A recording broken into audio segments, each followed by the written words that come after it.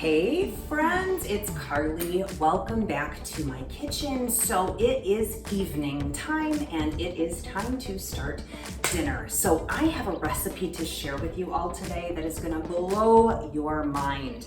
Number one, it is ready in 20 minutes. This thing is like so quick, so easy. If you're tired, you get home from work or you get home from running the kids around to baseball practice or whatever they've got going on, and you just want dinner in a really big hurry, this is a great recipe for you to try. The other thing I love about this recipe, it doesn't take a million ingredients. It takes ingredients that you probably have in your pantry already, and it is insanely cheap. This is a budget meal, and when we're all, struggling financially, we need those budget meals to kind of stretch our budget throughout the week when groceries prices are high and gas prices are high and life prices are high. This is a great option. So the first thing I'm gonna do is I'm gonna take you through the ingredients that you're gonna need for this particular recipe. Now there are different ingredients that you can add. This is totally customizable as well. This recipe is called egg roll in a bowl. So you are not going to be doing your Chinese takeout tonight. You are going to be doing this recipe on a budget and in your own home, which is fabulous. Now, if you're watching your carbs and you don't want to have any kind of like rice or noodle, obviously you're going to omit it. We'll talk about the sauce in just a second. You can completely customize whether you want it to be, pretty spicy, or if you have young kids who are not really into that spice, then you can customize it down a little bit as well. So let's go through the ingredients. You can do rice or rice noodles if you would like. You can totally omit this. Today I'm doing instant rice because I'm crunched for time and I don't want to take the time to do it in the rice cooker or whatever. I'm going to actually do this in the microwave with one of our microwave white rice cooker. These are those little chow mein noodles that when I was a kid I thought they looked like worms, but they're really crunchy and they're really delicious. These are going to be kind of a little topping. These are optional, so if you want to keep it even more cost effective, just leave these out and maybe sprinkle some of your green onions over top just for a little extra flavor. You're going to need some oil. Use whatever oil you usually use, whatever you are comfortable with. Because we are doing egg rolls, we are going to need cabbage because that is a huge ingredient. And cabbage is incredibly cost effective and it stretches a mile and it's not difficult to work with and it cooks down. So you're going to need 2 bags of the shredded coleslaw mix. If you want to save even more money, you can get your own head of cabbage and just slice it really, really thin, and then you don't have to pay for the packaging. We're doing pork egg rolls in a bowl. So I grabbed just some ground pork. This is unseasoned. If you want to get, you can get like ground pork breakfast sausage if you would like to do that. I would recommend going with the blank canvas because you're going to be adding your own sauce to this, and you don't want to get like the Italian pork sausage because then you're like mincing flavors and that might it'll change the flavor profile of the dish. So go with whatever pork you can find, ground pork that you can find that is a blank canvas. You're gonna need a half of an onion. In my case, I have a small onion, so I'm just gonna go with that. This is everything that goes into the actual egg roll. Now, the sauce is going to be something different. What you're gonna need for the sauce is 2 green onions. You're gonna need a little bit of honey, you're gonna need a little bit of soy sauce, and then hot sauce. Today I'm going with sriracha.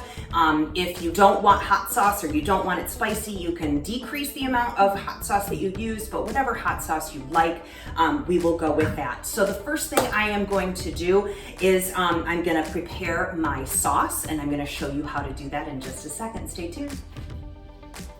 Okay friends, I am back. We are going to start our sauce. And the sauce is what we are going to drizzle over everything after it's cooked. And then we kind of let it cook down a little bit so that we have a really nice flavored dish. This is an Asian inspired dish, so obviously there's going to be some Asian flavors in here. Luckily there is no sesame in this particular dish. My son has a sesame allergy, so we have to be sesame free. So this is really versatile that way too. I am going to be showing you my manual food processor. Absolutely love this thing. You'll see that it comes in 3 different pieces. That's the top, then there's the blade, and then there is the food holder. As I mentioned, it is manual, so you do not have to have an electric outlet right next to you in order to make your food. I mean, if you wanted to do like fresh salsa, like out on the patio during the pool party this summer, pull this thing out, you are golden. So, the first thing I'm gonna do is I'm gonna take my Santoku knife and I am going to just cut down some of our green onions. I'm gonna reserve just a little bit of the ends here so that I can make it real pretty at the end. And sprinkle some of those right over the top. And then of course I'm gonna discard these, or you can put these in your stock bucket or your stock bag that you put in the freezer so that you have these to flavor stock. Never throw anything out. We're talking about budget meals. Don't throw anything out that still has value and still has flavor. So I'm gonna put these to the side and I'm gonna add those to my bag. Now, I'm gonna put these right into my manual food processor. I'm gonna use one of my adjustable measuring spoons here, and I am going to measure out 1 tablespoon of honey. Here's what I love about our adjustable measuring spoons. When you have thick ingredients, you can just push it like that and it slides it right out, so you don't have to get your finger all sticky in the honey. I am going to add 3 tablespoons approximately of our soy sauce. Now this is a nice light sauce, so I don't have to, scoop anything out. So 3 tablespoons of that. And then our magic ingredient, our hot sauce. If you don't like hot sauce, leave it out. I like hot sauce, so we're gonna rock it out. Now, I also do have children, however, so I'm not going to, my kids like spicy food, but I don't want to kill them, you know what I'm saying? And I can always add more, but you can't take it out. So I'm just gonna do 1 teaspoon. You could do 1, 2. If you're like an absolute maniac, go for 3 or 4. Let's really crank it up and see what she can do. So how simple is this sauce, right? So all I'm gonna do is put this lid on here. All of my ingredients are in there. And I'm just gonna pump the handle, and you can kind of see essentially what it is doing. It is just mincing and chopping everything into a great consistency for a sauce that I can drizzle right over my egg roll in a bowl. So once I finish putting this or getting this all minced up, I'm just gonna put it into one of my prep bowls and set it aside, because I am gonna be using the manual food processor to prep some onions that are going to go into our pan. So I'm gonna finish this up and then I'll see you right back here for the next step. Okay friends, so I am back. I've got my sauce all prepped. Now the only thing I need to do is chop my onions, and then we're gonna head over to the stove and throw this thing together. I told you it was easy. All I did was rinse out my manual food processor. I peeled my onion and cut it in half. By the way, keep these stock bucket right. Put them in your freezer, put them in some water, boil them up. You've got a great veggie stock. So, chopping your onions with this, exactly the same as you would do with your sauce. This product is so great. You can, the more you push on the plunger, the finer the chop or dice gets. So you can go chunky if you want to make salsa in this. You can go really, really fine if you want to hide onions and garlic in foods that your kids aren't going to know that they're there. So this is ready. All I'm going to do right now is take you over to the stove and show you how to throw this entire thing together. Dinner is going to be on the table in like 5 seconds. Stay with me. Okay friends, here we are over at the stove. We are going to start cooking everything. So the first thing I'm going to do is I am going to put a little oil in my pan. My pan has been preheating on medium heat. Isn't this fun?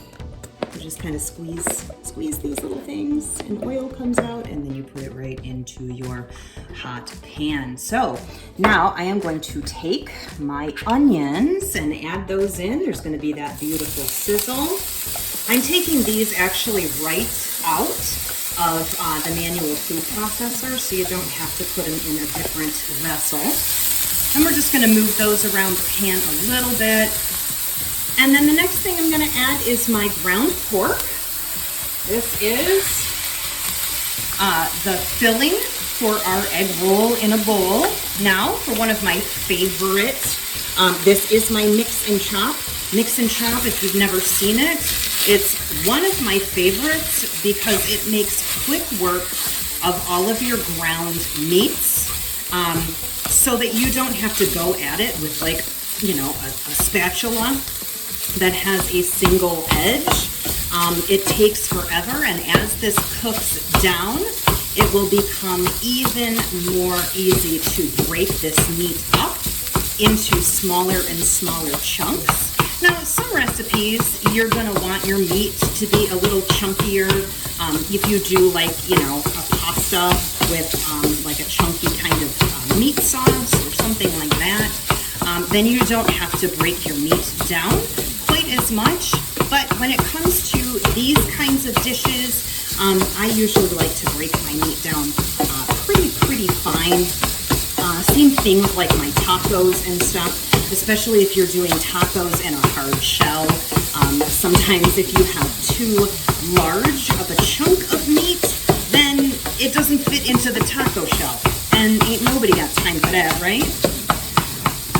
So this is the beauty of the mix and chop. The sausage smells awesome. Again, this is the unseasoned variety of pork sausage.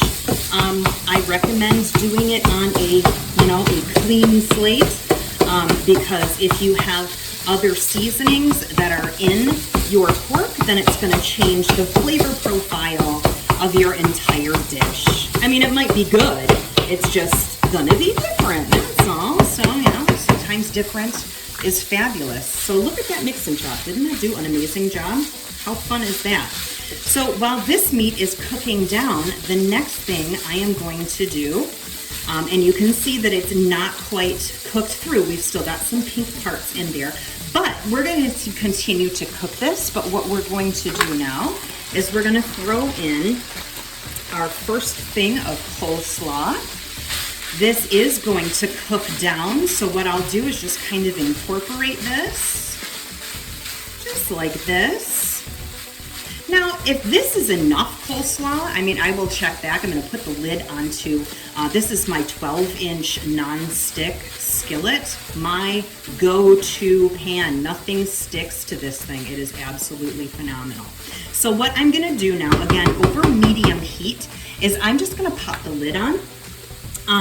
And let this cook down for a few minutes before I add my sauce. So this is going to cook down. I will look and see how much that cabbage cooks down. And if I want to add a little bit more cabbage, then I will absolutely do that. But right now, it's looking great. I'm going to let this cook for a few minutes, then we'll add our sauce and be finished. Alrighty, friends, it's been a couple minutes. Let's check this out. Oh my goodness, you see that cabbage is taking on a different color and a different consistency. Now, we didn't add a whole lot of anything to this. All this is just some onions, some cabbage or coleslaw mix, and some ground pork. Now we're going to add our flavor. I warn you about putting too much salt in this.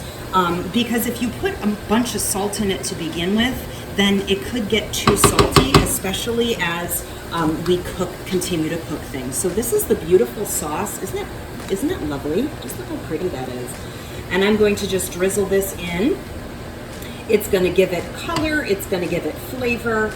That soy sauce is going to add that salt that we definitely need in this dish. And then of course you can custom fit this to your liking if you want to add more sauce, if you want to add less sauce, if you want you know, if you want a really saucy dish, then you can double or triple the sauce. So, but this is really just about flavoring that meat. Now, you might hear in the background, I have my microwave going because I am heating up my rice in my microwave rice cooker. I'm just doing 2 cups of water, 2 cups of rice.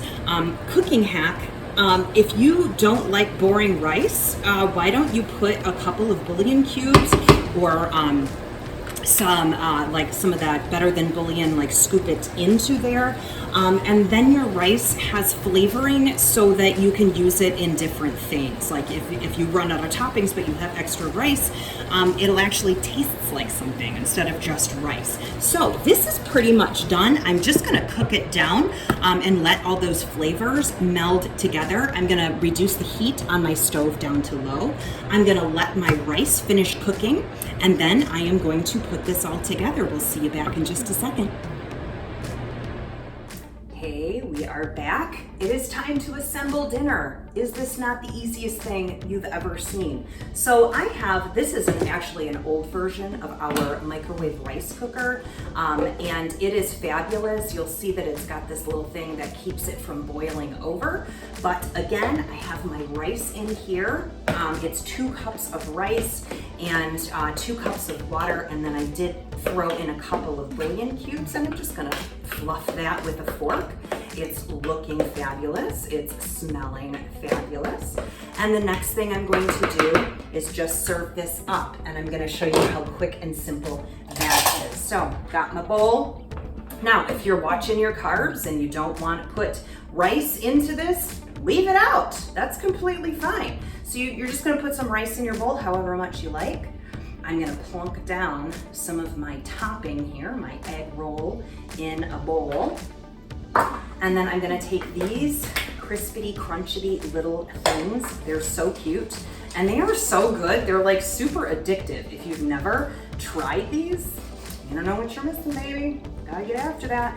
And then remember those green onions that I set aside. I'm just gonna put a couple of these on top because they are fresh. And let's get a quick look at this right here. Is that not beautiful?